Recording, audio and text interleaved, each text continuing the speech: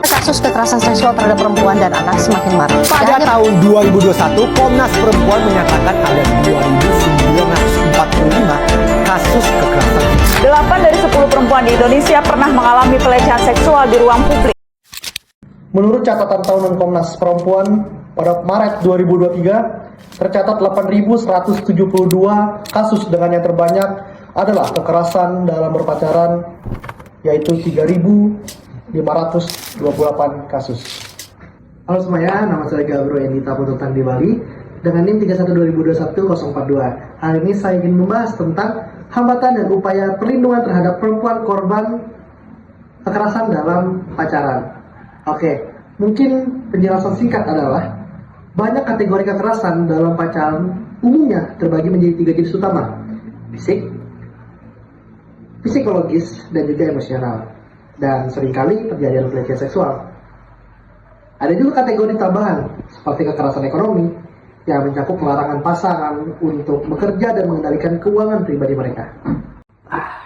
Selanjutnya mungkin kita akan membahas tentang hambatan, yaitu adalah aparat penegak hukum masih menggunakan norma umum dalam KUHP, sebab belum ada undang-undang yang mengatur di mana substansi ancaman pasal mengenai hal tersebut.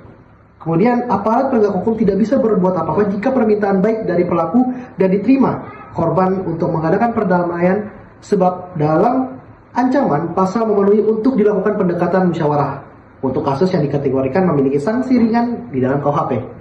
Diupayakanlah dilakukan pendekatan secara kekeluargaan.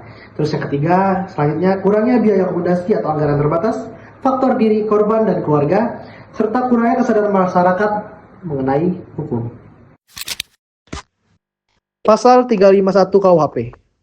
Pasal ini pada pokoknya mengatur mengenai ketentuan pidana bagi seseorang yang melakukan penganiayaan biasa yang mengakibatkan luka berat hingga korban meninggal dunia. Ancaman pidana juga bervariasi. Untuk penganiayaan biasanya pidana penjara paling lama 2 tahun 8 bulan atau pidana denda paling banyak 4,5 juta.